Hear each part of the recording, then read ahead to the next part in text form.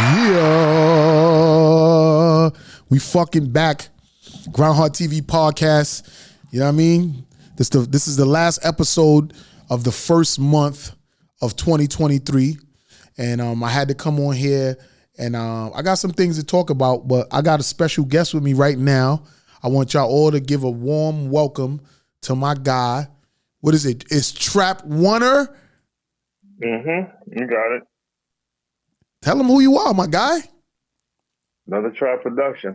Another Trap Productions. We got Trap Oneer in the building. And this is hand clap to that. This is the guy that I recorded AOQGTM in the studio he's sitting in right now. You know what I mean? Y'all can't see him. He's on my live on Instagram. He's here with me. But y'all may not see him in S.STREET Media land, but in Grindhard TV Podcast Instagram land, y'all can see him. He's sitting right in his studio. That's the same studio I recorded AOQGTM in. Banging ass record. Shout out Mixed by Bazzi for mastering it. But the real mix was done by my guy right here. So shout out to you, my guy. So what's really good with you, man? Let everybody know what's going on with you, my guy. Yeah, I'm still recording, still working with some new clients. I'm here. Oh, you with a client right now? No. I'm looking for some though. Oh, okay. Well, look, this is why we here today, for you to actually big up your brand and let people know, because people watch the show, they pay attention. So they know they hear the quality of that AOQGTM record. You know what I'm saying? So like, elaborate on that, my guy. Like what made you, first of all, wanted to build a studio in your place of residence? Well, actually, I started making beats. I'm more of a producer. Well, I started as a producer, and I wanted to record people in my beats. And then all of a sudden, I forgot all about making beats and just started engineering. I love it. That's what I do now, man. So would you say you like engineering more than you like making beats? It's about the same, but I just gotta love music, bro. Just putting the whole thing together, having the whole thing come together. I like the end, having to deal with the end result, making the end result possible. Yeah, that's like what I just was saying about how having the footage of the behind the scenes before the real shit starts, you get to see like the workings on how it gets done. And that's like when you are an engineer, like the finished product, everybody sees the video and they see me performing the song, but they don't know what it's like for it getting made, who's involved with making it, whose ideas it is to like put certain kicks and snares and shit, who's a part of saying, nah, son, don't say that part like that right there and do it this way. Right. You know what I mean? And you're that guy. You know what I'm saying? So yo, like if dudes wanna like get in your studio, like how they reach out to you? They can hit up my DM or my email, anothertrapproduction@gmail.com. Anothertrapproductions@gmail, right? Yeah, gmail.com. On Instagram, y'all can find him on Trap1ER. So it's Trap Oneer. TRAP1ER on Instagram. You know what I'm saying? So all the people that's paying attention and watching this or gonna watch the rebroadcast, if y'all need a studio to go to, and you in Brooklyn, right? In Gowanus? No, I'm downtown Brooklyn. Downtown Brooklyn, okay. All right. So that's what it is. Downtown Brooklyn. Y'all could go to his studio. Y'all record. You know what I'm saying? You can mix and master, right? That's a fact. Well, I got the mix from you. Like you sent me the session when it was done, and I sent it to my regular guys that I always get to. Like it's two people that I really use to master all my stuff. It's either there's one guy that usually did my flowers, and then it's the guy that did the Mixed by Bazzi that did the QGTM. But I always record in different studios and stuff like that. But I felt real good. At your studio and stuff like that, because your joint is real homely. You know what I mean? That's a fact. How is it being a producer, engineer, and having your own studio and being a dad? Speak on that. That's time consuming. Time consuming, right? Yeah, you gotta know how to divvy it up, man. And how is it to have support, like people that support you? What's like the support system like?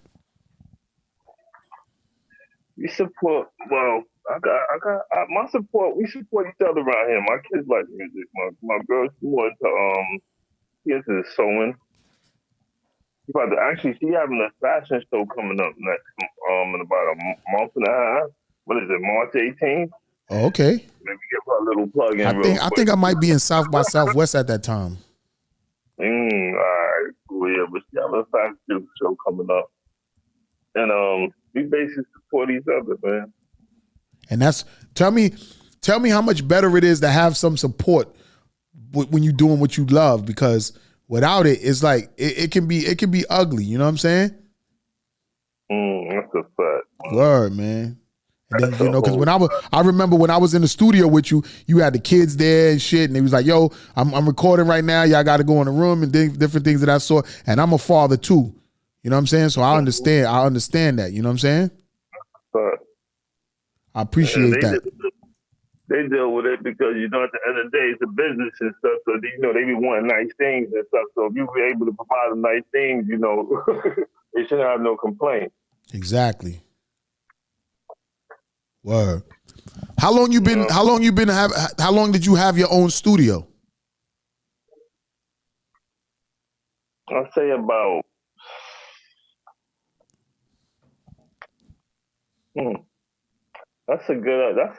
I can't really say. It depends on the size, because I started on a little laptop, little computer, and I just with no speakers, and then I just kept going. That was about 10 years ago. So within all of that time, you wind up just building up your whole studio and shit. That's a fact. Oh, okay. What would you say? And I don't want to get all in your personal business and shit like that, because that's all about your taxes and shit like that. But what would you say is like a cost range to build a studio? You know what I'm saying, in your location, like what you got? What would you say it was a cost range to do your studio? Come on, I ain't gonna hold you. Let's keep it 100, my guy. Let's throw a little price range out there. You know what I'm saying? I ain't gonna hold you. I just put it this way. My mic is a Newman. You said your mic is a what? A Newman. Oh, a Newman mic. Okay. I paid $1,400 for my mic. That's just one of them. I'm just saying, like, you could me, I'm the type of dude where I don't want to mention motherfuckers' names and shit, but you're a producer and an engineer with your own studio. So these dudes could fuck around and want to rock with you, and they'll sponsor you and they'll send you free equipment for you to be talking about their shit. You know what I'm saying? I feel you. You know what I mean? That's a whole fact. So that's a whole nother thing when it comes to producers and engineers and DJs like Newmark and Rain and all of these different brands. They'll send you shit for you to unbox it and use it for them to see what you're doing. You know what I'm saying? And that's usually how it go. You feel me? Mm-hmm. You know what I mean? That's a fact. Nora Sadar, what's goody? You know what I mean? But yeah, son, that's what it is. So what would you say is what would you say your rates are if dudes want to book you, if you don't mind putting your, you know what I'm saying, your rates out there? $50 an hour. Oh, okay. So you know what? I think that's kind of like the standard now, because I remember back in the days everybody wanted to get. I remember when it was 15 an hour. I remember that's how long I've been in the game. It was 10 and 15 an hour. And then it went up to 25 and 30. That was like a real standard price. A few years after that was like $25 an hour and 30. But 50 an hour right now with the whole way that, the cost of living and everything is, I think now 50 an hour is kind of like the standard. But at the same time, I give little discounts to new customers and stuff like that. When you book a certain amount of hours, takes a little bit off. So if somebody got 10 hours, you wouldn't charge them $500, you would charge them what? I charge them more like 500. 10 hours? Yeah, 10 hours. I charge them, about that. I'll charge them something like $350. All right, so that's kind of like, you know what I'm saying, 30 an hour, maybe like, Mm-hmm. Yeah. Something like 35 an hour, something like that? Yeah, something like that. All right, good. That's what's up. So y'all hearing them first. If y'all do 10 hours, y'all will get about 300 to 350 for the whole 10-hour block. But if it's, you want a little bullshit ass 5 hours, remember, if you booking 5 hours and you going in the studio to do something, you better know your shit. You can't go in there with just 5 hours and just be trying to come up with your shit and write your shit unless you just freestyling some bullshit. You know what I mean? Like a lot of I could go in the studio and I could come up with shit in like a half an hour to an hour, but everybody ain't good like that. They can do it if they want, but they wasting their money. Right. You feel me? Cause when you go in a studio session, right, you want to actually know your song. So when you writing stuff right there on the spot, you ain't really knowing it like that. You know what I mean? But if you know your shit and you just want to book a little 4 to 5 hour session, because I remember back in the days when I used to go to 7888 with Brian Perkins and Rich IE, everybody in the industry know who I'm talking about. Those is really significant people in the game. Yeah. And when I used to go to their studio, we used to book sometimes 4 hours, sometimes 6 hours, but we would already know our songs and we would be going in there with the intent of just laying our shit down. And at that time, I would be breaking down the song on the boards. That's when it was the big 64 track board with the reels and everything like that. And as the song was being recorded on the reel, I would be breaking down the songs. Like now with digital, what do you think about that? What do you think about like the difference between digital and real and DATs and all that? Well, I do most of my work in the box. I do everything in the computer. I'm supposed to branch out to like a little more hybrid setup and get some compressors and stuff, but I'll do most of my work in the box. Now, I got some amps. I got preamps and all that. I got a preamp, but other than that, I do mostly everything in the box, right inside the computer. It's 2023, bro. You got, if you want to sound like what they doing out there now, you got to, go with the times. You feel me? I'm glad you brought that up because I ain't even gonna hold you. The other day I was on this Instagram page. Shout out Life of Morris. He got a lot of shit going on, and I'm actually going to do a lot of business with him going forward. And he reviews records, and you can go in there, you can review your record, you can send it to him, and if you want to skip the line, you cash app them $20 and they'll skip you up. And he had a lot of people on there. It was like anywhere in a range between 15 and 30 people at all times on his live. Like people was in there and they was giving their feedback and shit. But when I sent my song to do feedback, you know what I'm saying? Shout out Ferrari franchise, you know what I mean? The links in the live. You could come in too, my guy, if you want to come in and say something. I got y'all all on the Winter Jam, S.STREET Media.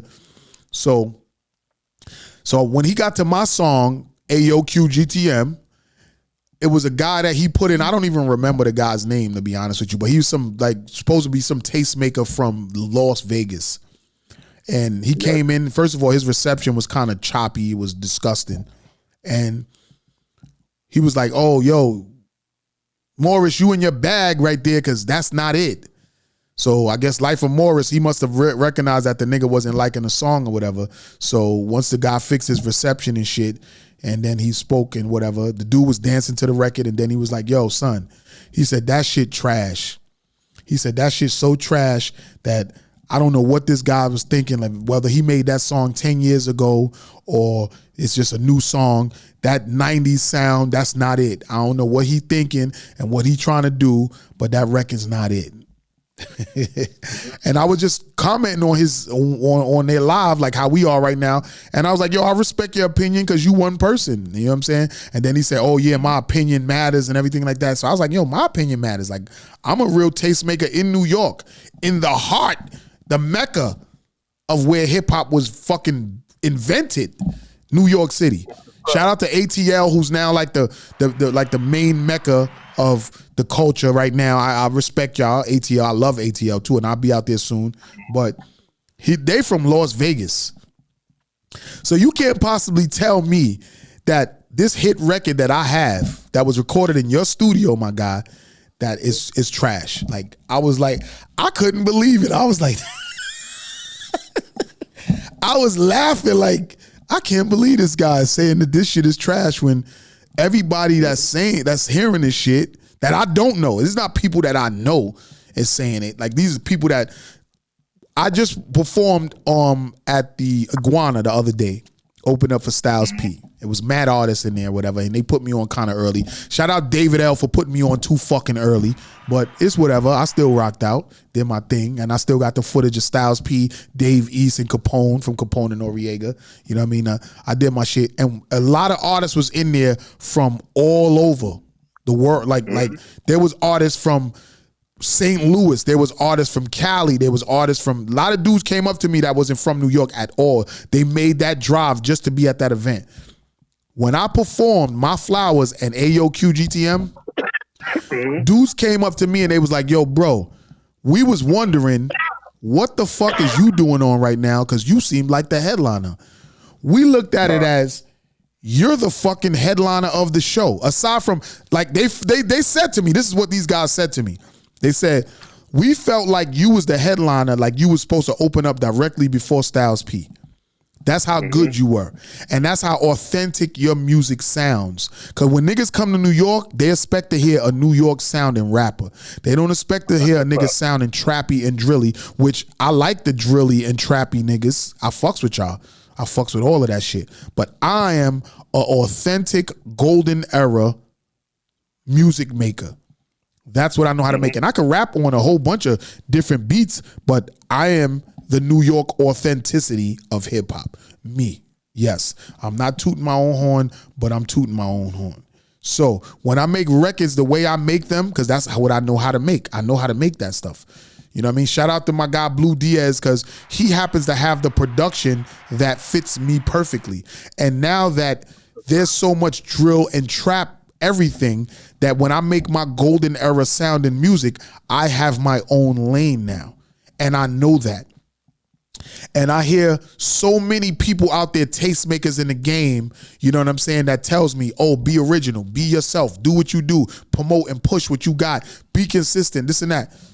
So to hear some dude from Las Vegas that was on Life of Morris music review page talk about how my song AOQ GTM that I recorded in your studio was trash and that it sounds so outdated and I shouldn't do it no more, I couldn't believe that he was saying that. Like, yo, bro, is you really honestly feeling that way? So then some lady came in that was from a label. I don't know which label it was or whatever. I should have it all ready here to go into it, but I'm not going to really go into names. But shout out to her. She was actually telling this guy, like, yo, you shouldn't be saying niggas is trash. You should be giving them more constructive criticism on their records and what they should be doing with their records.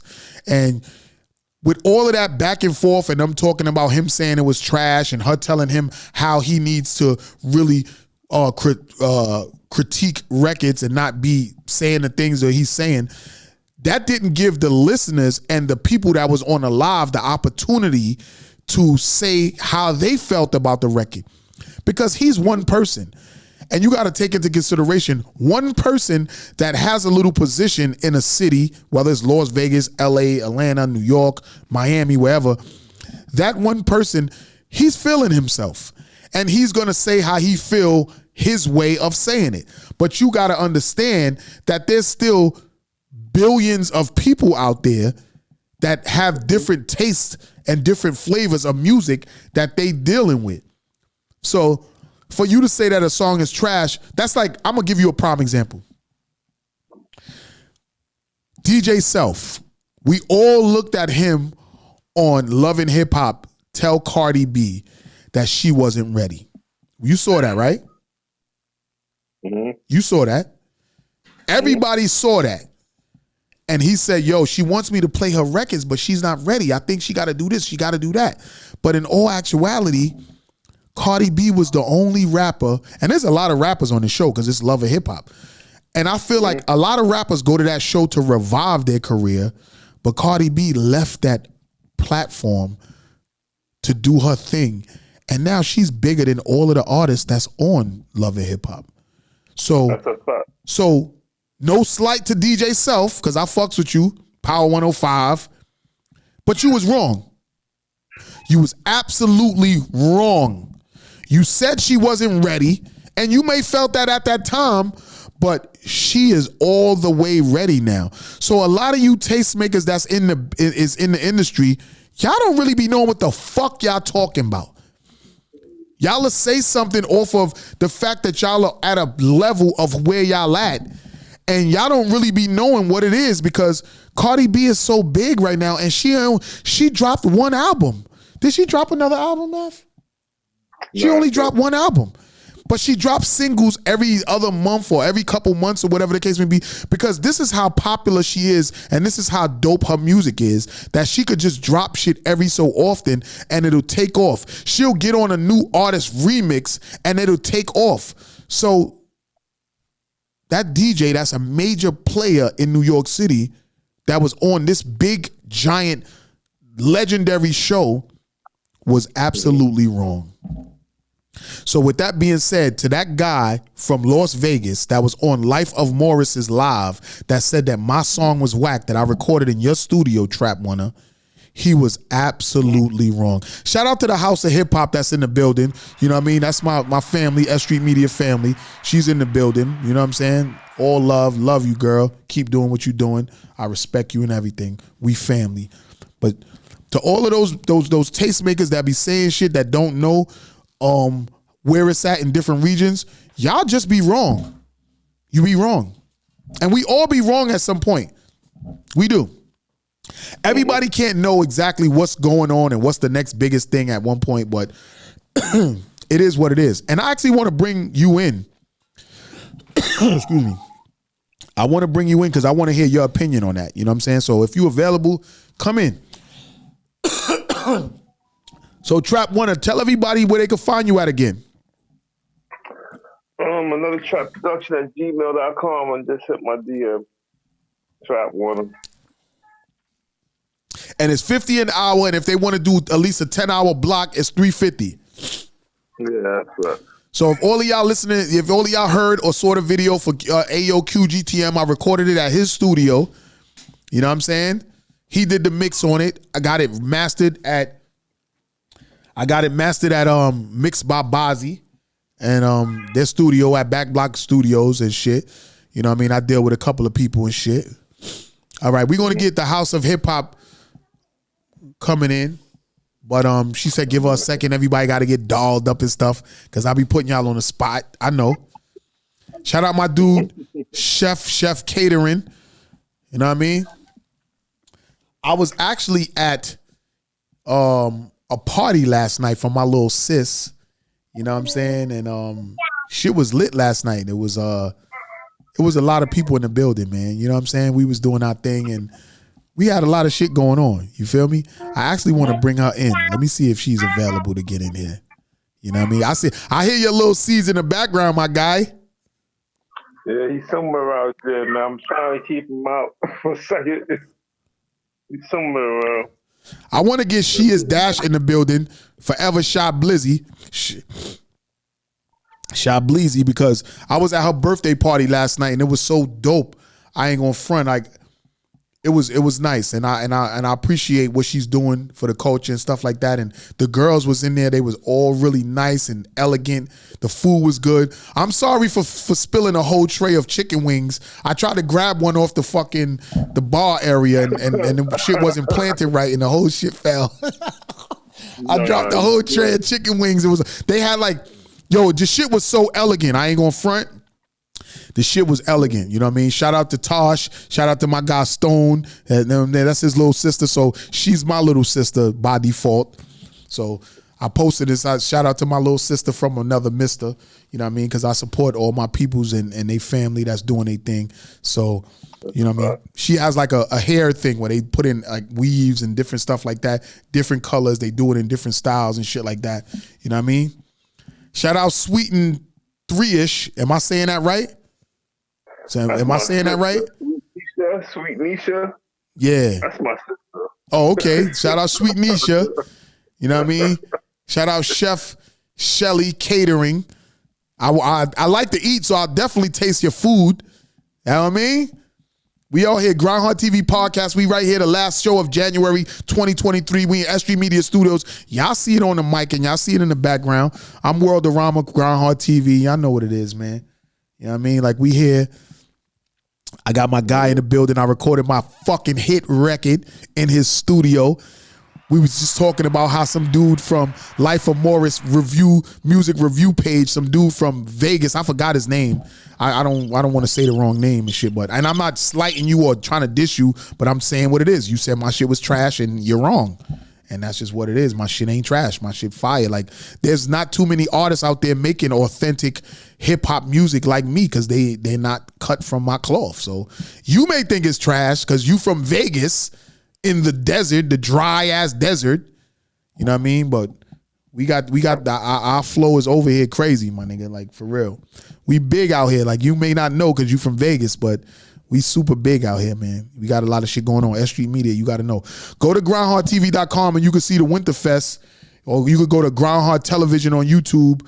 You know what I'm saying? S.STREET Media is family. So, you know what I mean? I'll record whole events and I'll put it out there. Artists, if y'all want to get performances, y'all want to get on a bunch of podcasts, y'all want to get a lot of shit going on, fuck with us, man. Grindhard TV, man. S.STREET Media. We big out here in New York. All y'all artists in different areas, man, y'all need to come to New York and fuck with us. We the niggas to fuck with. I'm dead ass. I ain't even capping. And I got a fucking Scully on. Shout out Global Currency. I got the Scully on Global Currency. Black owned business. Peoples that I like. I mean, and I met them in Harlem one time. I was in Harlem going to see Horf 3. And I seen a guy out there and I met him, but I always see his clothes everywhere and he doing real good things. So I support niggas that's doing things like I support you, my guy. You know what I'm saying? Trap One, are you doing your thing? And we need to bring artists and everybody to book you for your studio sessions to get shit done. And they could get sounds the way I got it. AO QGTM. They want their shit to sound like that. You could go to Trap One, you could get him to mix it, or you can go to my guy Mixed by Bazzi and we get shit done. But his studio is very affordable and you do a bunch of hours, he give you a nice deal and all that. You know what I mean? Yo, but Trap One, what you got to say about them black cops that just killed that black young man, 29 years old with a child? You know what I'm saying? Like, what you got to say about that, man? That video yesterday. That's it.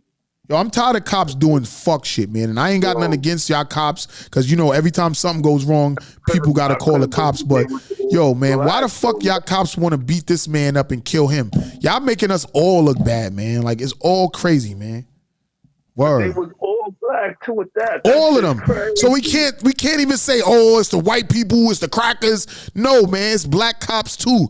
I think cops is blue. It ain't about black or white or Chinese or Asian or Hindu or whatever. Blue is blue. That blue gang is blue. Let's talk about that. Gang, that's what it is. They are gang. They got different masters once they sign up to that shit. That shit crazy, man. Like, rest in peace to that guy, man. You know what I'm saying? I feel bad for your family. I feel bad for your child that you're not going to be there for.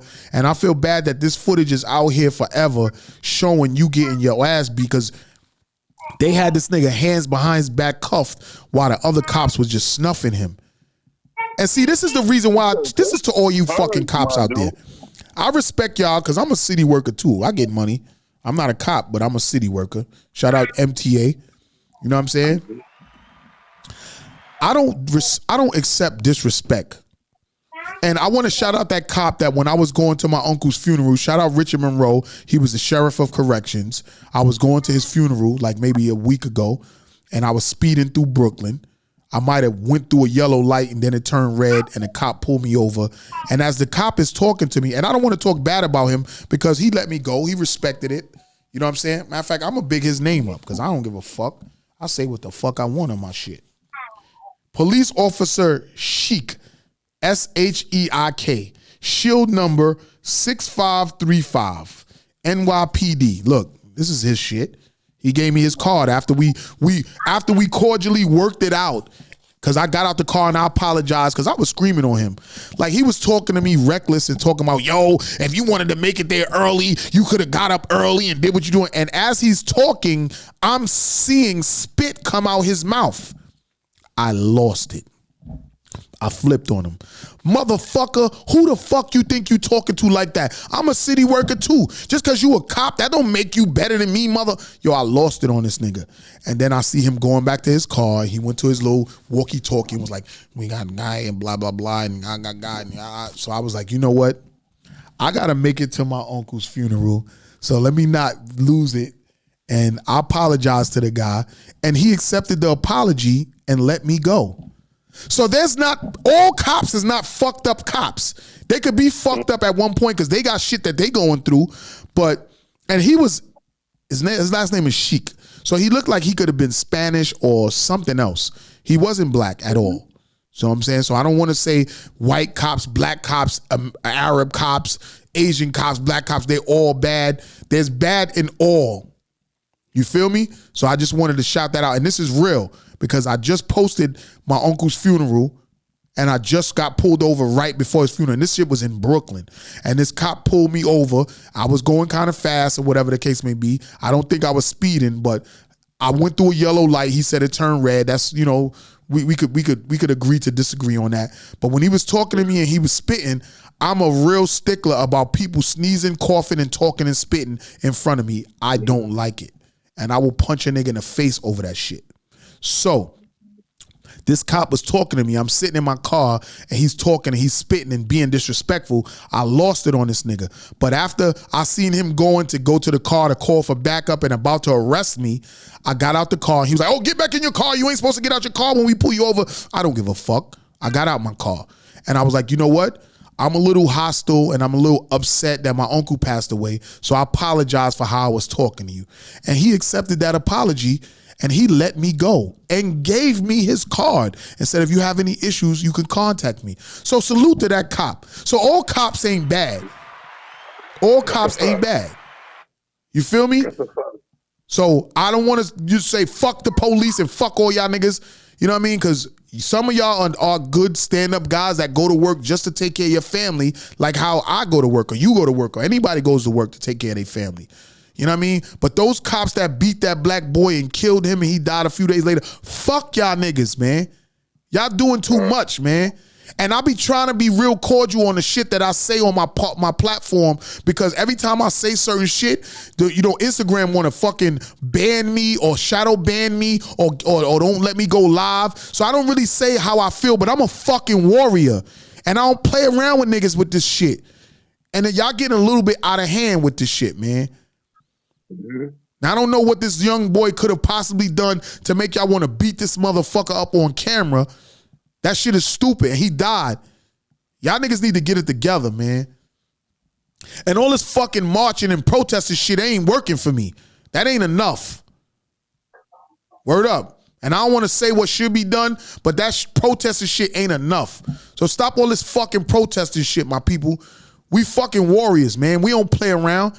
And y'all dumbass niggas that's out here shooting up each other on some dumb shit over some colors or some who's on my block shit. Y'all niggas is dumbass niggas. Cause then y'all run down on your mans and shoot a nigga down, but then when the cops come, you tossing the gun and running. Stop being pussy.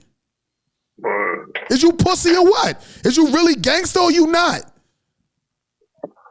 Word up, man. Y'all niggas get it the fucking together, man. Tired of this shit, man.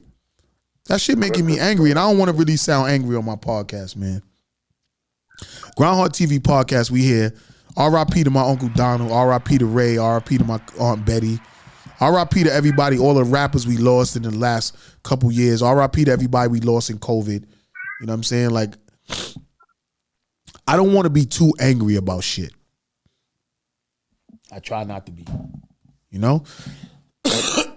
All right, so I want to know who's ready to come in on this live too. You know what I'm saying? I want to bring in the House of Hip Hop show and get her opinion on a lot of shit. I want to get in everybody that want to get in. If y'all want to come in, come in. I could bring 3 people in at one time. You know what I mean? This is Grindhard TV podcast. We live right now on S.STREET Media Studios, and we talking to Trap Winner. You know what I'm saying? All right, who we got coming in right now? Let's see it. Boy, I just came from the gym. I had snatched my wiggle up and everything. Yo, Trap Winner, you know what I'm saying? This is my boo right here. Yo, shout out Money Bunny LA. She just helped me form my company. You You know what I'm saying? Keeping my legacy going. Everybody, this is the day and age of a hustle. You got to really hustle positively. You can't be out here on the street just doing it. You got to do it right. So shout out Money Bunny LA. She helped me form the company, D. Clark B Enterprises LLC. Y'all gonna see a whole lot more of us doing what we doing. You know what I mean? So I want to hear your opinion. Thank you for inviting me in. This is my Sunday co-defendant. Yeah. I usually standing on him right now. Yeah. You actually be on my neck right now to get on right after me. You know what I'm saying? And I respect that. I respect that. But what you gotta say about, you know what I'm saying, those black cops killing that young black man? What you gotta say about that? Let me tell you something. I can't even bring myself to watch that video, okay? Yeah. Just the storyline of it on. Shout out to Sean King because, you know, I'm a devoted follower of his. He definitely stands up for us.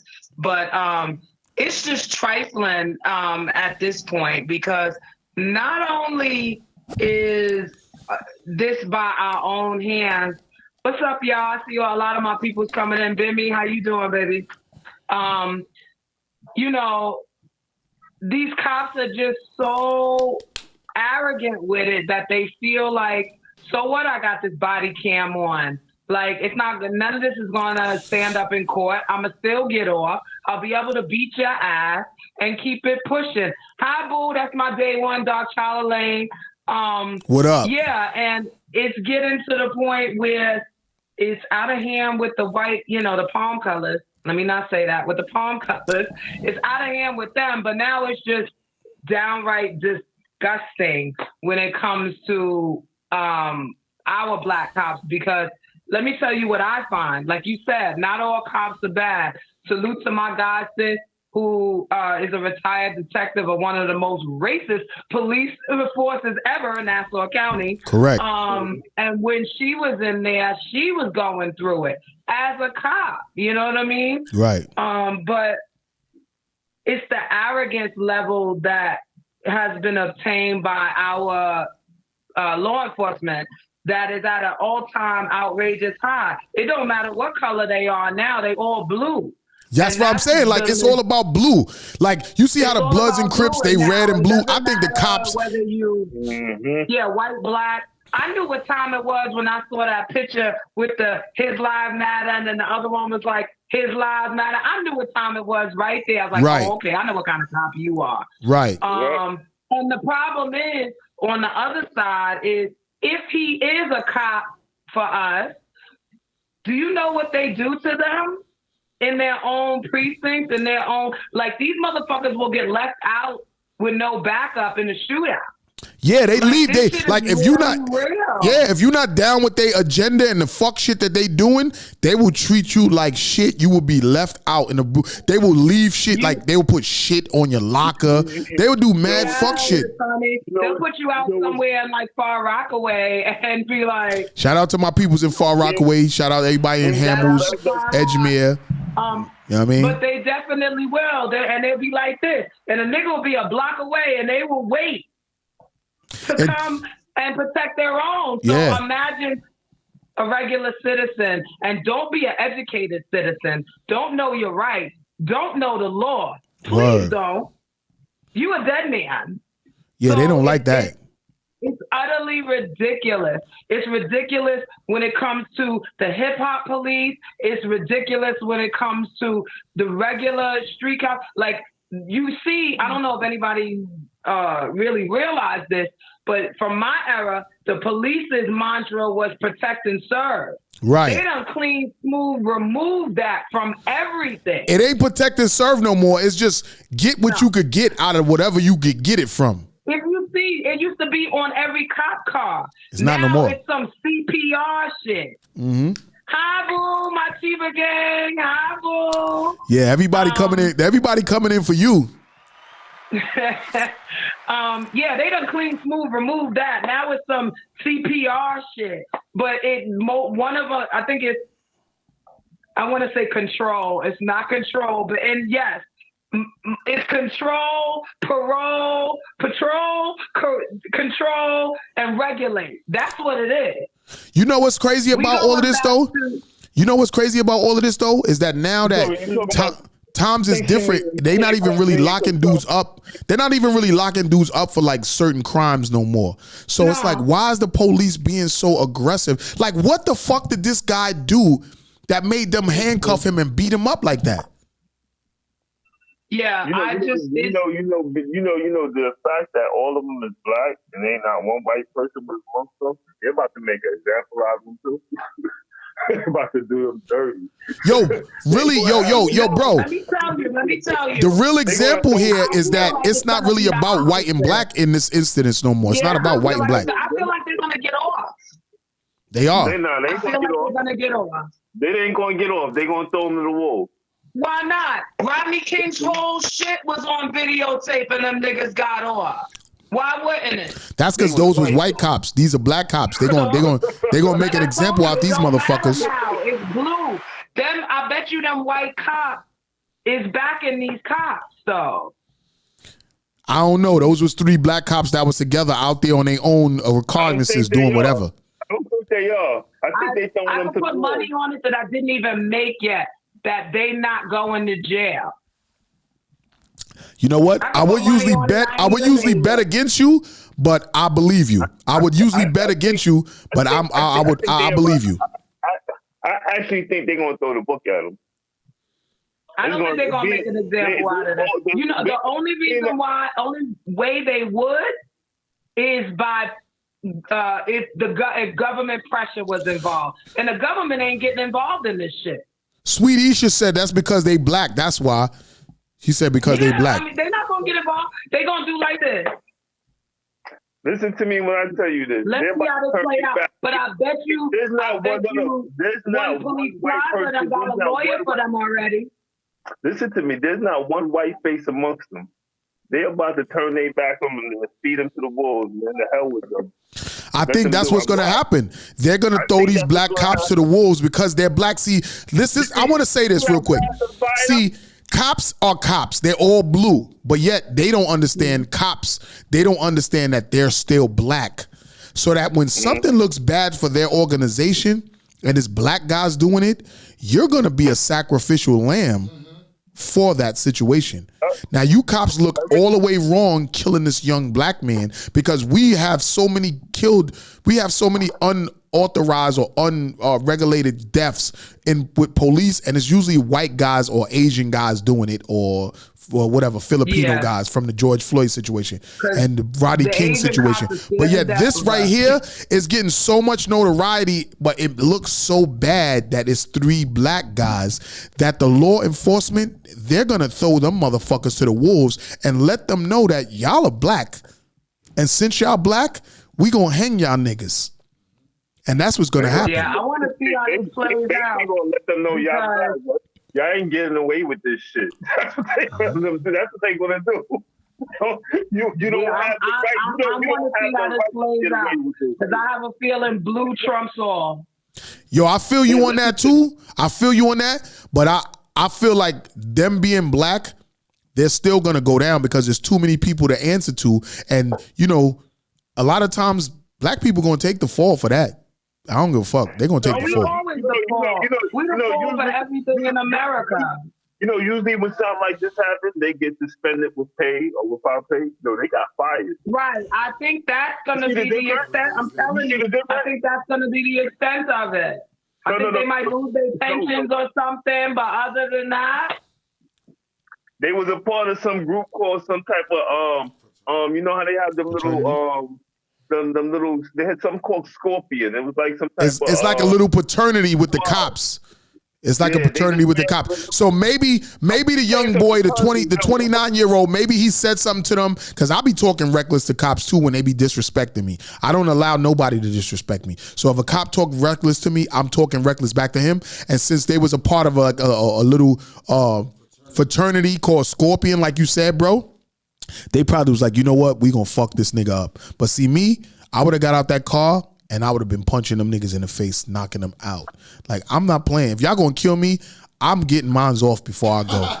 I'm dead ass. Like, I'm just not playing. Like, I'm getting out that car and I'm punching you in the face with the most ferocious 2 pieces in the world. Like, for real.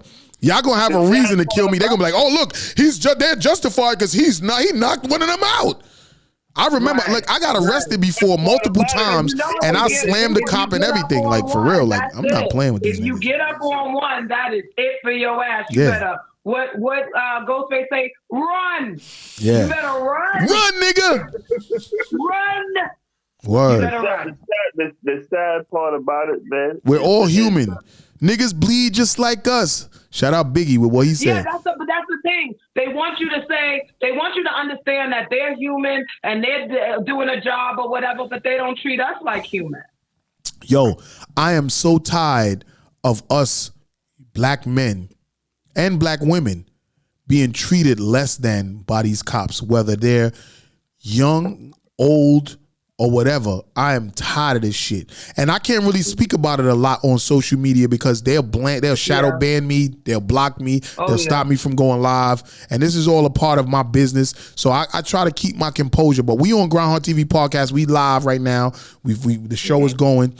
I'm gonna say how I feel, but I feel like all this marching shit, fuck this marching shit.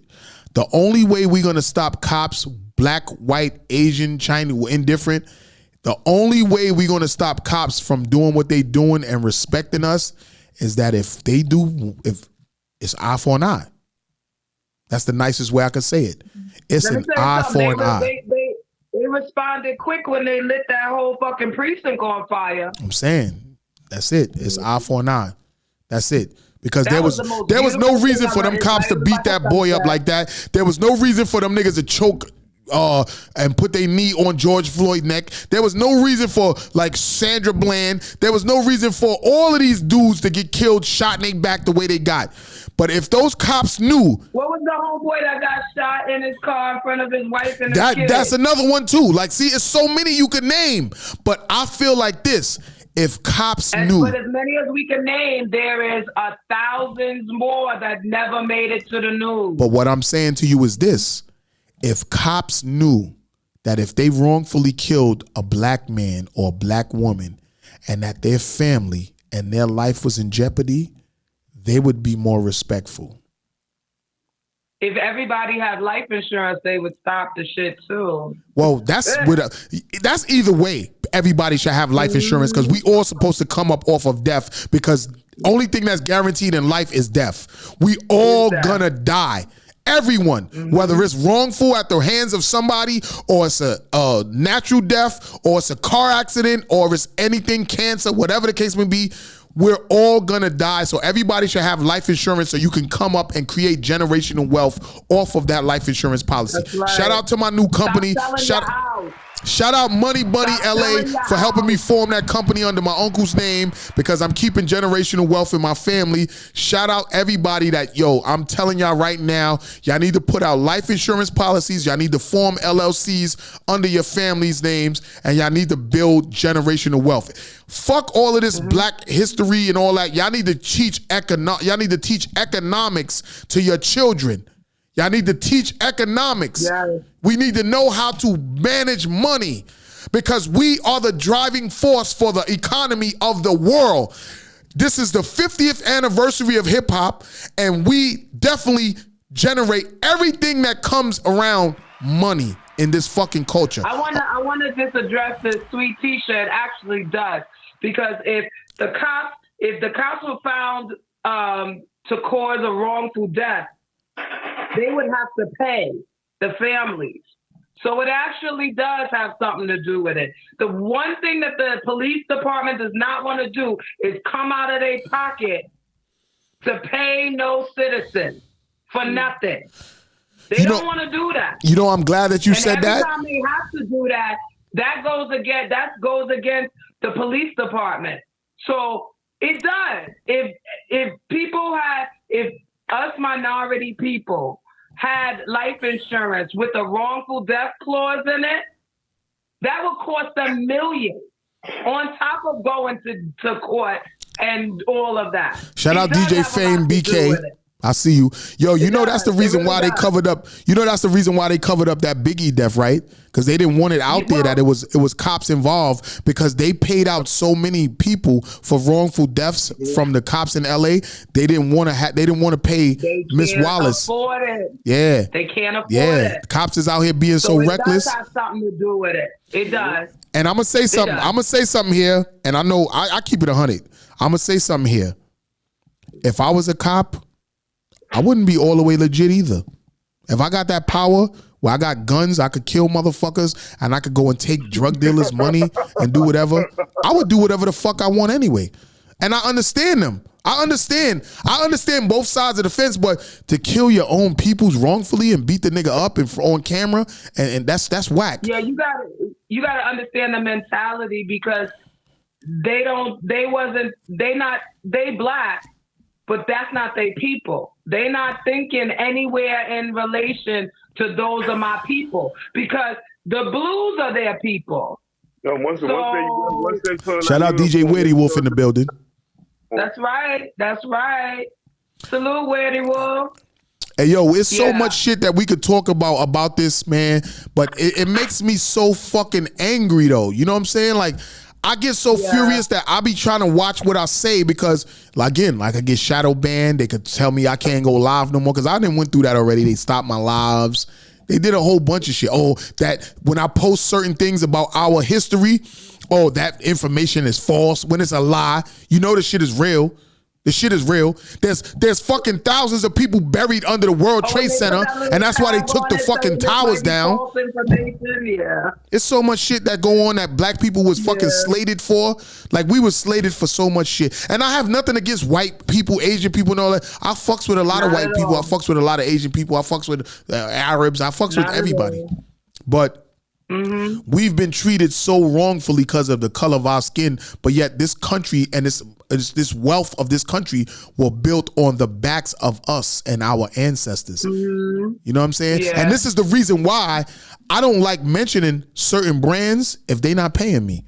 If you ain't paying me, I'm not mentioning your fucking brand. You see on my show, if I have anything on that table that has that you could read on camera, I turn that shit around. Y'all not giving me a check. That's a fact. No.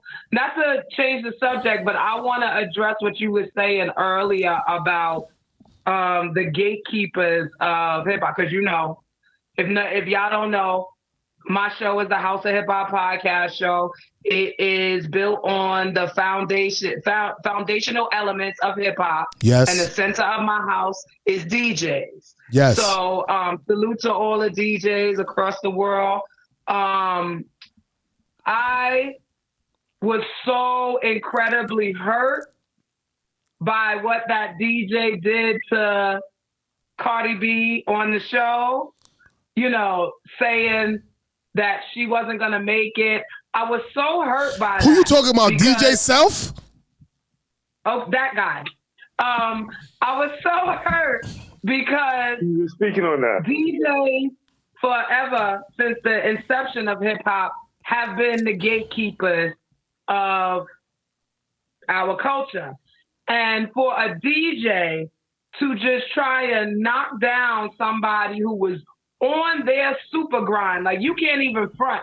That girl was grinding. Yeah, she was going hard on the show. She was grinding. And for a DJ to chop down her, try to chop down her ascension was so hurtful to me, because you have this huge platform that instead of telling her she wasn't going to make it, you could have used your platform to nurture her into what your idea of success for her would have been. Right. It would, it wasn't fair.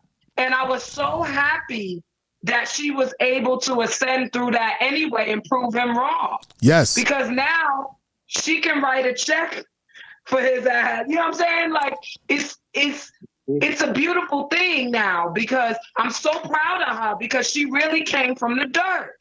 I want to tag Cardi B in this shit. I want her to come in. And I come from, I'm born and raised in Hollis, Queens. And I remember when there were certain people out of Hollis that would never make it, that wasn't going to go nowhere. $14-15 million later, like, what are you talking about here? We got niggas that's about to retire. Like, you can't, as a gatekeeper, the DJs are the official gatekeepers of the culture. And their responsibility, number one responsibility, is to put the music out there that the people need to hear. Yo, I'm gonna say this. I don't have any respect for a DJ who just plays what everybody wants to hear. I was at an event one time in Harlem, and it was for some new company. I don't think the company ever really came out, but they had a panel, and they had a bunch of, like, they had Tuma Basa there, they had DJ Self there, they had Mona Scott there, they had a bunch of people there, and I got the footage. Even the guy Wallow was there before they really blew up. He was in the audience screaming and saying how he do and shit like that. But people asked him, like, yourself, what's up with? They asked Mona Scott about Cardi B and how she was wrong for letting her go or whatever the case may be. And she was like, I don't know, you got to talk to Self about that. And the whole crowd went crazy because that's something that sticks with him. Because yourself, you know what I mean? I fucks with you. Homie. You fucked up, my guy. Though, you didn't know what you was talking about there. You could have had Cardi B signed to you, and you would have been eating excessively off of her career, but you didn't believe in her. And that's basically what I'm saying to a lot of artists out here. If somebody criticizes your music or your song and they say that you ain't got it or that's not it or that you're not ready, don't ever fucking let that discourage you. Because half the time, these niggas don't know shit. That should be the battery in your back. Yes. Oh, yeah, I'm not going to make it. Oh, yeah, my shit sucks. Hold up. I got something for that. Exactly. You know what I mean? Because let me tell you, I'm going to be perfectly honest. Like, there ain't no chaser behind mine either. Not everybody on my show am I like a super fan of. Mm-hmm. You understand what I mean? However, they have the right to have their time. Right. And the artist that is on my show may not be the level of artist that make it. My show might show them the next level of what they need to do. Right. And then they're that artist. You understand what I mean? Right. But you can never discredit somebody that's actively on their grind. If you know that they just playing around, like there's a lot of artists I know is out here that's just playing around, putting two words that rhyme together over a beat. I know those artists. Right. It's the artists that's out here putting in the work, putting in the grind. Like my boy Debanaire, thank you for joining us. Hey, yo, Debanaire, why don't you come in, my nigga? Because you actually on the Winterfest event. Like, come in and say something. I want you to come in, Debanaire, because I fucks with you as an artist. Like, you really dope. I be listening to your punchlines. I listen to your metaphors. Like, I fucks with you, my guy. You're actually on Grindhard TV. You know what I mean? You was at the Winterfest, and I fucks with you, my guy. Like, you're definitely a dope artist that definitely need to be getting more flowers with these radio stations and these DJs. Look at my guy Debanaire. So come in on his live. My show many times. Actually, you overdue, bro, to come back. Mm-hmm. Yeah. Shout out Party 1019 Radio.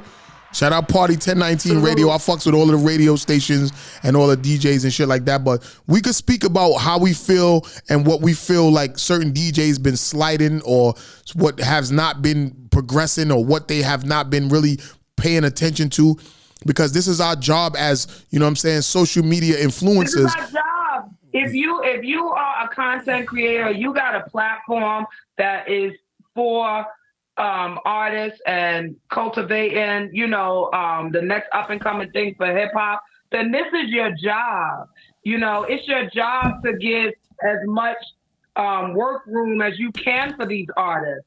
That's what the main reason why Spicy's House Party came about, because I needed a place and a platform where artists could come. Yeah, we could sit on my show all day and night and talk about it. Right. But I needed people to see what they really was about. And so I started Spicy's House Party to showcase the artists that were on my show for that season. Right. And it turned into a huge thing, bigger than I intended it on being. And the last Spicy's house party was ridiculous because we actually had it as a house party. You know what I'm saying? We took it back to the old school and put the DJ crates on the sink. You know what I'm saying? And we got busy that night. And I was so proud of everybody because they came in there and really showed what they were made of. And that's what it's about. It's not for me to be meeting all these people. I could give a good goddamn. Before I was a podcaster, I did PR for some of the greats in hip hop, the legends in hip hop. So to be around people and to listen, there's no clout chasing here. Right. There's a lot of people who are in tune with me just because of what I do. Exactly. Just because of the platform I present. And you're a legendary person in the game. Like, you know what I'm saying? Like they may not know you as big as Drake and all of that stuff, but you are a legendary person in the game. And you are a tastemaker. There's levels to this shit. And you are a serious tastemaker in the game. And they can't take that away from you. And that's just what it is. And people need to understand that and recognize that we all are a lot of tastemakers in the game on the level that we are. There's always still new artists coming out every day and artists that have been doing their thing for a long time that are not on the level that we are, that we can put them in positions. And motherfuckers have to understand that. It just seems like the bigger people that's up there and out there, they don't respect that. You feel what I'm saying? But what we was just talking about as far as what we was crazy? The same way you say that, you know how many comments, like, this event, what's up, my girl, Debanaire, that's the other day one. I love you, boo. A lot of times, I go to a lot of these events and I'll go and I don't have no intention on working. I'm there as a hip hop fan. Let me tell you, I live, eat, sleep, shit, hip hop. You know what I mean? Yo, it's my religion. I always say hip hop is my religion. I believe in hip hop like it's God to me. Yes, there he is. Debanaire, what's goody, boy? What's happening? You know what it is, Grindhard TV podcast. We here. We got Trap Warner in the building. We got Spicy Sugar from House of Hip Hop in the building. We in S.STREET Media Studios. Yo, Debanaire, you know I fucks with you, my guy. Like, you know what I mean? Lyrically, you a fucking beast. You grind hard, extra. You know what I mean? I got you on Grindhard TV. You just was at the Winter Jam. You on the show. You know what I mean? Like, I film you. Like, I respect you, my nigga. Like, let us know what you feel about this whole situation, son. Yeah. No, I feel like everybody trying to cut corners, man. I think they look at what's going on social media and some of these artists that get that white hot spotlight and get put on quick, fast.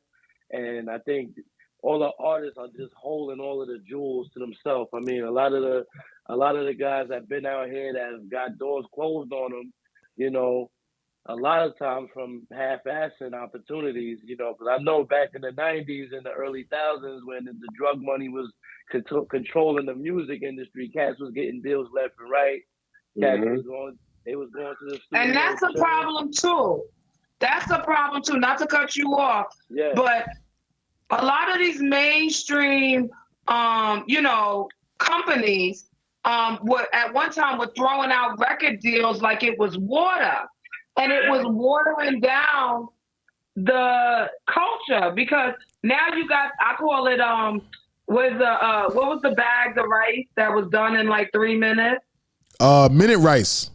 Minute rice. You got these minute artists that you just add water and mix and they threw them out there. Now they crying because they're like, I done sold my soul. Yeah, nigga. Yeah.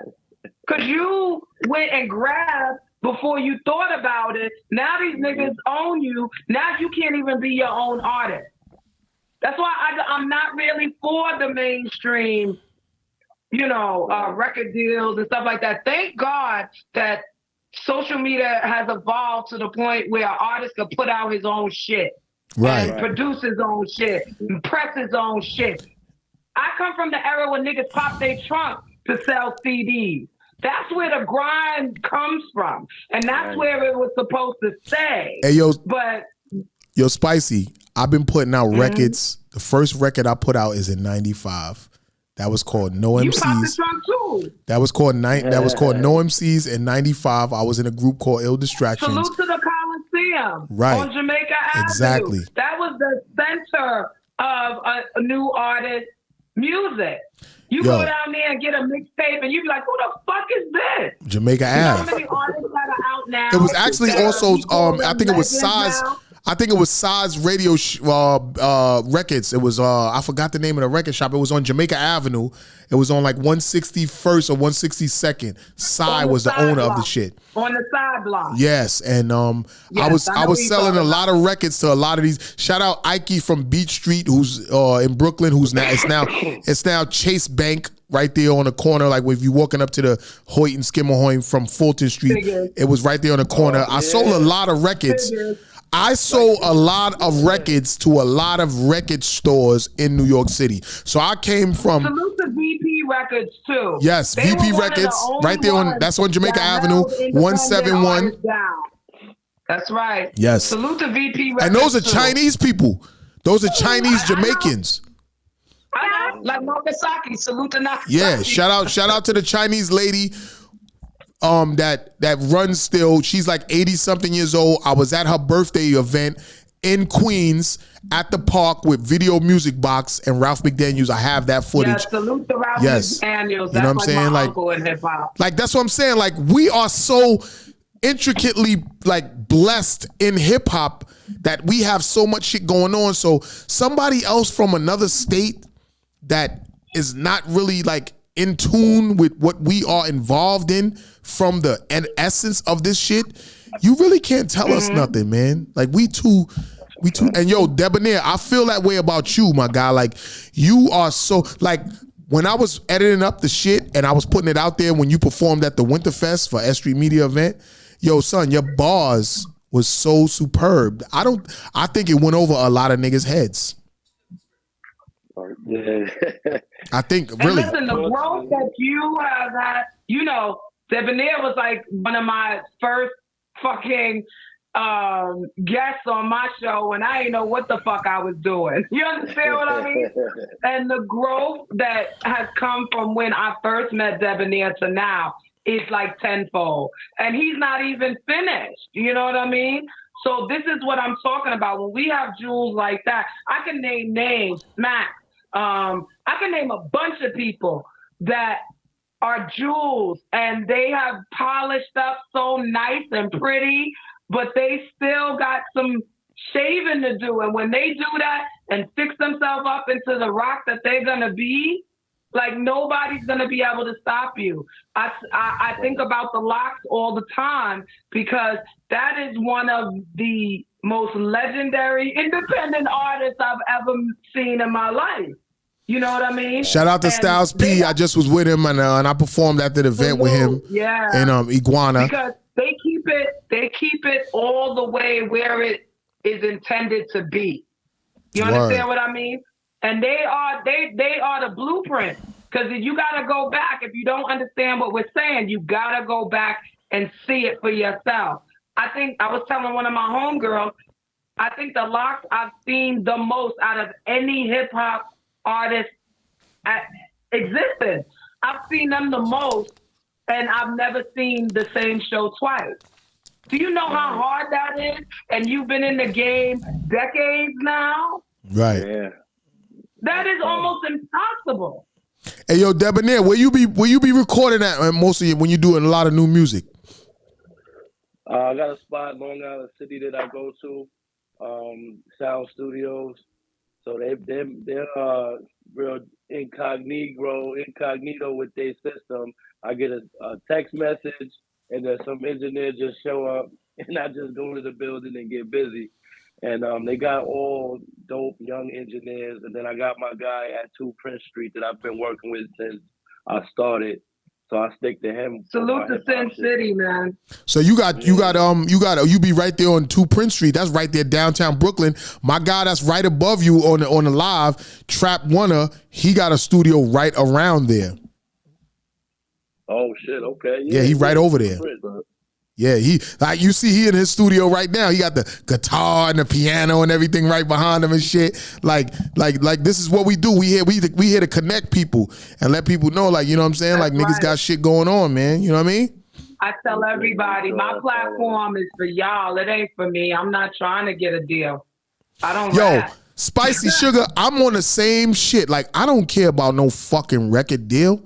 Like, honestly, I'm about to pay a label to work my records like how they work their records. So that I'm not signed to you, just work my records. I don't need you to sign me. I didn't sold records to fucking tapes, to fucking CDs, to digital, independently. I've been independent my whole career, over 30 years. Why am I worrying about a label? Just work my records. I will use your services. I don't have no interest in being an artist. Let me tell you. Oh, I love being an artist. Work, let me tell you, I have no interest.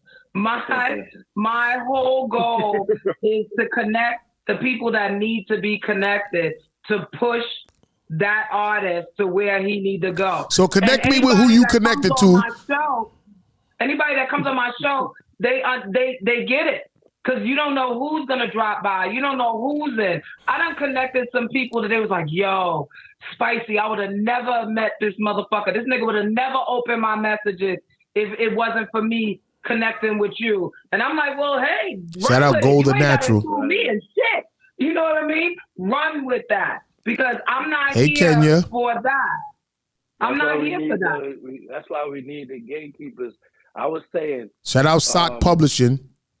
Media, DJs, engineers, like all of these cogs in the machine are vital, man. And I tell also artists can't push artists. So if your man is rapping, that's right.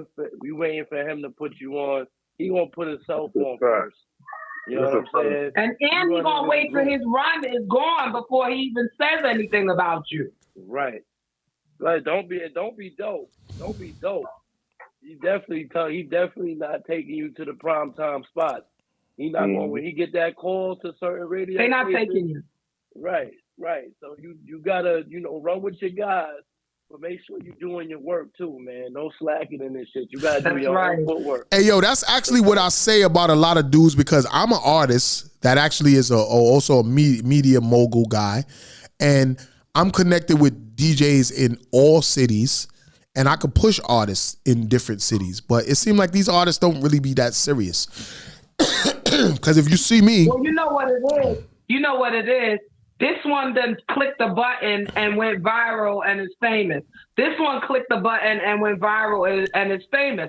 So they feel like they don't have to do that grind work. They don't gotta be out in every event. They don't gotta, do the networking. They feel like one day they gonna push the button and go viral, and that's going to be their ticket. Well, It may be, but it's only going to be for this long. Right. Because you don't know how to take that run and go with it. You don't know how to catapult yourself off of that run you got because you just click the button. Well, I think with me, it's more all about showing than telling. Like, we're all personalities, you know what I mean? And we can say whatever we want, but it's about showing.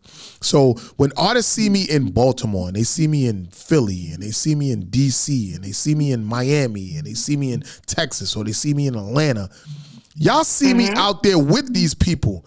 So I'm not only there as an artist to perform, but I'm also there as Grindhard TV and Grindhard TV podcast. So that means now I have relationships with these people that can put you artists in those situations. And remember, I'm still like as an artist, so I can still go to people's platforms and be an artist. Like, for instance, we just spoke about earlier, some guy from Vegas was saying one of my records is whack or whatever the case may be, and we spoke upon that. But yet, I'm also a tastemaker too and a gatekeeper in certain instances. So aside from me putting out records, I'm still a guy that can put artists in situations that can better your career. You know what I'm saying? So it's essential to rock with me and have me help you get to certain situations. Like, Like today, for instance, I don't have no guests in the studio with me, but look how many important guests that I have on my live. I got Debanaire. I got Spicy Sugar. I got Trap Winner. Like, you are a podcaster, Spicy Sugar, you are a podcaster that has so much connects going on in the S.STREET Media Studio family and on your own. Trap Winner, he's a producer and studio that he's in the studio. And Debanaire, you are a dope ass artist that nigga should even be collaborating with you. You know what I'm saying? And recognized by a lot of other artists. Everybody, niggas ain't even rapping. Niggas that signed is not even out rapping you, son. Like, you're out rapping some of these big artists. You feel me? Yeah. So us as independent tastemakers, we are more important than some of the big niggas out there that some of these independent artists be chasing. I don't understand it. You know what it is too? We not people that's up here broadcasting our connects either.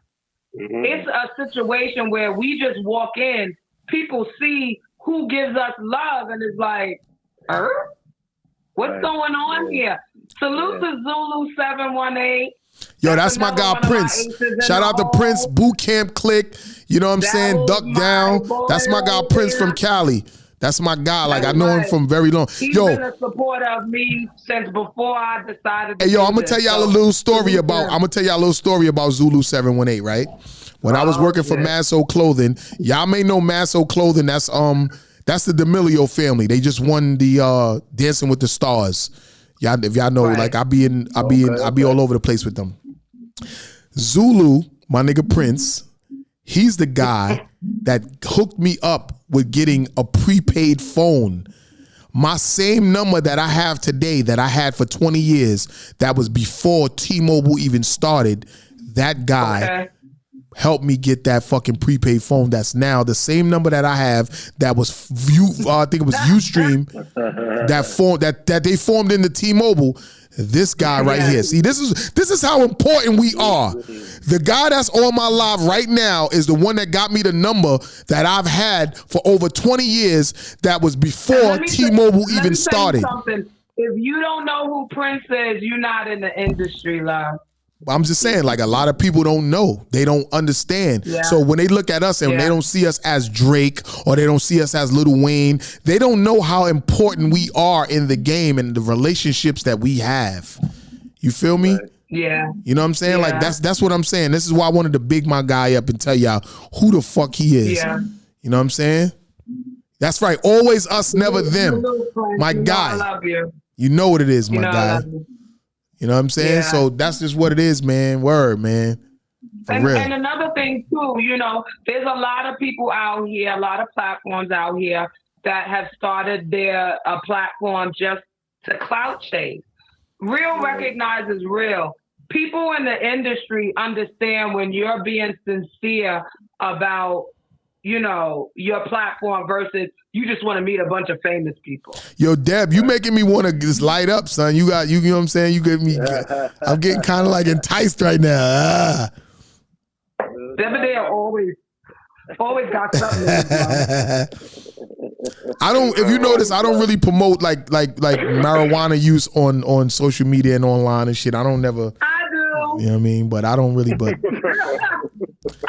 R.I.P. Nate Dogg, smoke weed every day. That's a fact. I'm gearing up. Let me tell you something. I tell people, if you water my arm, that shit will probably sprout. Okay? Yeah. Half my blood cells is THC. Let's not get twisted, all right? Yo, I ain't gonna front. I've been in here drinking Tito's and motherfucking peach juice. So I'm a little saucy and shit. And you know what happened when you get too saucy? You gotta light up. You know me. Casa crazy or nothing. Shout out Big French MVP. You know what I mean? Salute. Thank you for the follow. I look forward to seeing you. And look, before we go, I want to talk about something because I had Money Bunny LA on the show. I mean, she just was in a live, and she just helped me form my new company. I formed the company under my uncle Donald's name because I don't know, y'all may have seen me promote him online. This is my uncle. He was like a father figure to me. He passed away. You know what I mean? And I formed the company in his name to keep his legacy going. But this new day and age hustle is you have to be a legit business now. It's not about on the block hustling. You could still hustle your weed, whatever you're doing, because weed is so big right now, but you have to be a hustler legitly. You have to form companies. You have to get loans. You have to do things legitly. Yeah. There's so much money out here for us. Hip hop culture, the economy from hip hop culture controls the world. You have to really in it and be a business savvy. And if you ain't business savvy, spend a couple dollars to get somebody like Money to help you. Who is. Right. Get somebody who is. The only person to invest in is yourself. Right. So you use your strength to the best of your abilities and be also cognizant of where you are strong. Facts. Because where you're not strong, there's somebody else who ain't strong with where you are. Right. But they got the numbers. They got the set. They got the mind. They got, this is what it is. It's not all about one man versus everybody. It's about you being a conglomerate for the greater good. It's not about you. And that's what these platform, podcasters and all these people out that's trying to do something in the hip hop, field. You got to understand it's not about you. Right. If I got into this saying it was about me, I'd have been done already. Right. It's not about you. You are here to push a greater good. And that's the bottom line. Shout out my boo, GHTV admin. She's in here. Wifey's in the building. Love you, boo. Salute.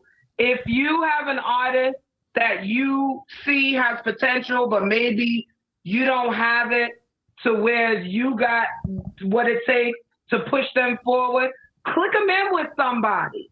Word. That's why the importance of artist development is still so important. Okay, you don't need, a lot of these artists don't think that they need these people, but you do. You need to have somebody in your corner that's developing you as an artist. Right. Not just somebody who does music. There's thousands upon thousands of people who do music. Are you an artist? Yes. Am I able to make you into $1? Am I able to transform you into a business? But even if artists is not even if artists is not on a business level, they have to get on a business level because since you said there's no artist development, they have to know how to do business as well. They got to get on their business, their business bag because you got to be a business now, man. You can't just be an artist. Labels ain't if labels extinguish artist development, that means you now have to develop yourself in a way to where you can make money off your shit and do the things correctly to make it happen. That's what it's all about. Because at the end of the day, nobody cares if you got skills if you can't make no bread off of it. Right. That's a fact. You know what I'm saying? Nobody cares. You could be the dopest artist. If they can't make $1 with you, they not gonna care. If you're not somebody they can market, they not gonna care. Perfect example. Going back to the lot. Do you remember how they used to fuck over sheep? Yes. Oh yeah. Do you remember how they used to fuck that man over because they was like, he's not marked, he's too gritty, he's too grungy. MOP, who was the biggest motherfucking artist, now that said that they wasn't gonna make no money. Yo, Big French MVP said it's called the music business, 10% music and 90% business. 90% business. You ain't never lied. There you go. Diddy came out and said that MOP was too ugly to make music. To be successful. Do you remember that? Yes, I do. Okay. Yes, I do. Salute to Billy Dance. I don't know what the fuck he was talking about. What he said? He said that in the beginning. He said those niggas were too ugly to be big. But yeah, he promoted Big, and Big always promoted Black and Ugly as Ever. So what the fuck was Black Puffy and talking Ugly about? as Ever. That's back to what I was saying about early with the guy saying that my single was whack, or DJ Self saying Cardi wasn't ready. A lot of times niggas don't be knowing what's the next thing or what could be done. Nobody really knows. Nobody has the formula of what it takes to make it. You just gotta do what you gotta do, grind as hard as you can, and you could make something out of nothing. Nobody has the formula because nobody really knows. Nobody really knows. You know, it's not the same. And with the time, it always evolves. The blueprint is always evolving in hip hop. So what worked in the 70s and 80s is the same blueprint as 2023. You don't have to do the same shit that Kool Herc and all of them had to do. You don't got to do that. So hip hop, the blueprint of success in hip hop is forever evolving. Forever. It's like a virus. It just changes to the environment. Right. And you got to understand what the environment is at the time. Self didn't understand. I don't think he did because I know he kicking himself in the ass every day. The Bronx understood it. Let me tell you. I love the Bronx for two things, hip hop and Spanish food, but everything else could go. But anyway, they knew that girl was gonna go. And as soon as somebody got out of her way to allow her to go, she was gonna go. She was gonna go, and she did. My nigga Math, the owner of S.STREET Media, says Self was her manager. So how was you her manager and you said she's not ready, and then she blew past you? Clash you, boom. Where they do that at? Yo, but that goes from the beginning of time, even with the niggas that's when Nelly got signed to his label, because his album was Diamond. Like, even with everybody with 50, even Irv Gotti said it on his fucking on his reality show that he had. He said he wished he knew what he was doing. He would have actually, he said that he was calling everybody and telling them, don't fuck with 50, don't fuck with 50. But he wasn't connected to everybody. So when Eminem and Dre came, and you can't stop a motherfucker when like Eminem that. and Dre came to sign 50, Irv Gotti didn't have no say so over that. So then 50 took off, and now still to this day, 50 is bigger than everything out there, son. Like Irv Gotti over there still talking about Ashanti. Yeah, he fried. I feel like, yo, to artists out there that's listening to today's podcast, Grindhard TV podcast, with Spicy Sugar, Debanaire, and Trap Warner, don't let nobody tell you shit. If you're gonna take some constructive criticism, take that constructive criticism, but don't let nobody stop you from doing what you're doing. You know what's in your soul. I've been in the game over 30 years, and ain't nobody ever stopped me. Has that shit in their gut. And let me tell you something. If it's in your soul, you gotta go with it. I don't care if it's in your soul to be a garbage man. You gotta go with that. Let me tell you. Anything that's said outside of that is fluff. You know what you're capable of. And so if it's in your gut that you are on the go. Fuck what everybody else has to say. Fuck what I gotta say. Shit, I don't say. That's why I stopped saying shit.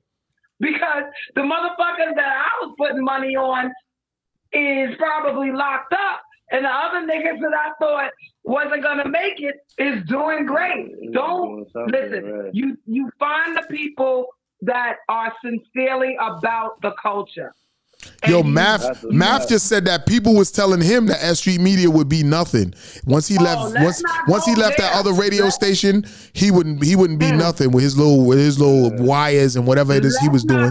And look, S.STREET Media is like the biggest fucking New York City company out right now. Shout out Global Currency. What's goody? I see y'all in the building. You see I got y'all hat on. I fucks with y'all. You know what I'm saying? Salute Global Currency. You know what I mean? And I remember when they was calling our shit a wired closet. Yeah, she said that. She said they was calling you. Math said they was calling this shit the wired closet, but we bigger than everybody now. When we first started. We bigger than everybody right now. You know what I Move mean? your shoes over because we got something to do, man. Fuck you. Shows is dying out and coming over there.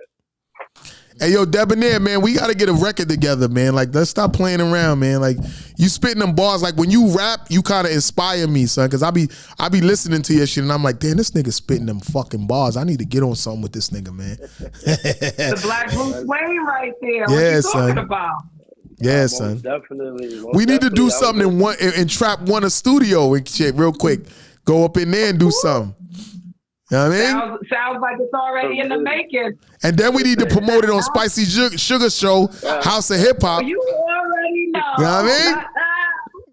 You already know. Hey, yo, I need everybody to say where they can find you at and about your brand and shit like that, because we about to end the show. I got a show after my podcast. I got to go do the show. They want me to, I'm competing to open up for Trina at some next joint. That's what I won at the Styles P event.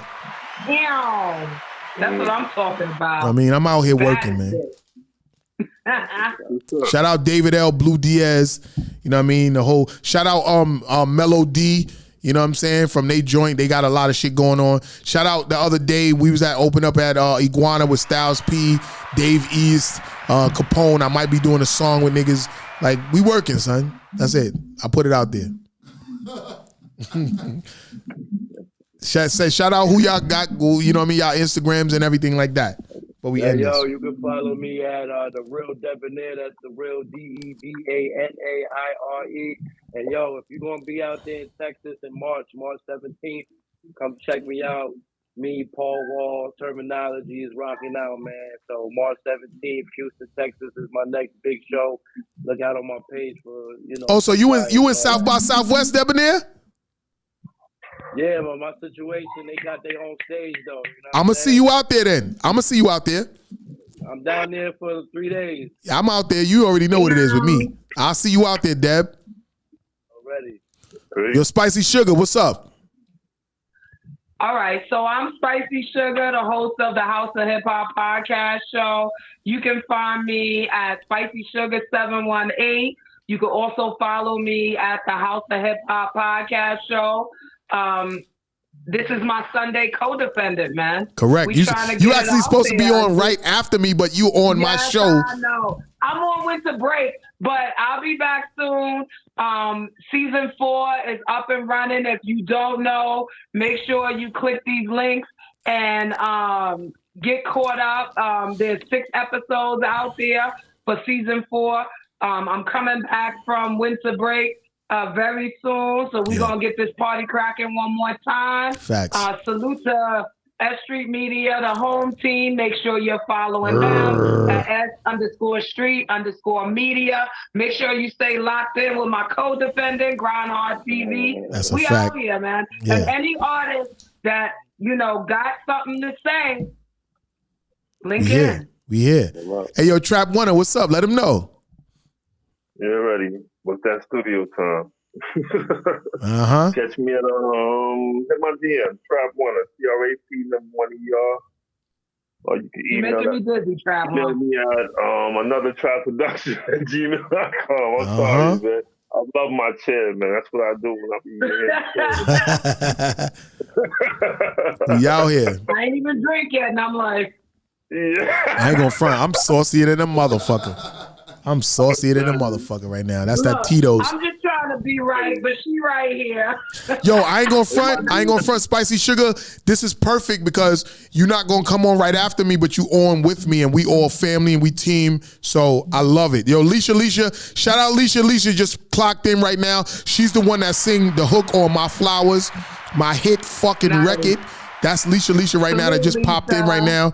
Shout out to you, Leisha. I love you. You already know what it is. You know what I'm saying? We're going to end the show right now. Grindhard TV podcast. Shout out everybody that tuned in and came in on the live. Shout out to my guests, Trap One, Spicy Sugar from House of Hip Hop, Debanaire. We out here, man. You already know what it is. It's Grindhard TV, man, podcast. GrindhardTV.com. Y'all can check us on Glue TV via UBC TV network, and If everybody didn't know, I could get all of y'all motherfuckers on Roku TV through Rain TV. Rain TV has a platform on Roku, and she wants me to head up her hip hop department to put anybody's show on Roku TV through Rain TV. So if y'all interested and y'all watching this and y'all got content that y'all want to put on, I can get y'all put on Roku TV. And that's just what it is. Nice. You know what I'm saying? Nice. Oh, hold up. Leisha want to come in and say something real quick. Let me bring her in real quick and just let her say something. Shout out to Chiba Gang. Yes. Pellegrino, AJ Lee. Those are my sisters. Hey. Yo, Leisha, what up? Looking all good with your colorful hair. Yeah. I try. How y'all doing? We about to end the show, but just say what you say. This Fundamental Productions is Leisha. She sing "Give Me My Flowers While I'm Still Here." Now when I'm dead. Yeah. Hey, yo, Leisha, you heard Styles P shouting the record out on the show, right? I heard. I seen the post you tagged me. That's right. So you gotta fucking start coming out to more of these shows, man. I know you working. I'm trying. I know. I gotta get this other hustle on, right? Yo, tell them about your Super Bowl party you got going on Rockaway Boulevard in Queens. Yes, at this new spot called Chew the Fat Lounge on 146 in Rockaway. We having a Super Bowl party. It's starting. It's the time of the Super Bowl. The time of the Super Bowl. You know, we all gonna be there getting lit. They have drink specials, raffles. You know, it's real cool. There's gonna be a lot of TA people there, but you know. It's all grown and sexy. None of that. You don't have to worry about no problems. In the building.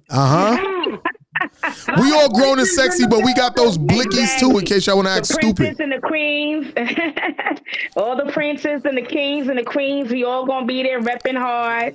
Hey, yo, Leisha, are we performing there? After it's halftime show? I don't know. We'll see how it go. I don't know. Okay, You all know right. what he gonna do? It's always gonna be a performance, right? Hey, yo, I love performing. That's what I do. I love getting on that mic and just doing what I do. And I really love performing. And my song, and I have you there, Leash, because I love you there singing the hook, is so much better than me trying to sing your hook. You know what I'm saying? Sing it. I ain't singing it right now. Go ahead, Leash, say a little bit. Say a little bit for them. Give me my flowers while I'm still here. Now while I'm dead. I want my love now. Yeah. Yo, Leash, you are a big star. You are a big star. Like, people are paying attention to you. I wish. You got the whole industry talking about giving people their flowers. You heard Styles P shout it out. Like, everybody paying attention right now. Like, we got to do a lot more. Know what I'm saying? I hear you. Word. But yo, I'm gonna end the show right now. I gotta go do a show right now, and it's like I guess it qualifies me to open up for Trina. I think at least you need to be there so we could do that together. But I'm about to leave here and go do an event. Yeah. All right. Word. All right. Shout out Black Butterfly 711. Salute to all my guests that came in tonight. You know what I mean? S.STREET Media Studios, you know what it is. It's all family. You know what I mean? I appreciate all of y'all for tuning in, for sure. Yes. Love y'all all, man. Word. Yo, it's your boy Worldorama. You know what it is, man. We out here. You know what I'm saying? Grindhard TV podcast. S.STREET Media Studios every motherfucking Sunday from 4:30 to 6:30 or 5 to 7, however we want to do it. Shout out everybody that's tuning in. Shout out Miss Brown 8935. Shout out the pretty producer. You know what I mean? Shout out everybody that just tuned in and showed love. This weekend was crazy. We did a lot of shit this weekend.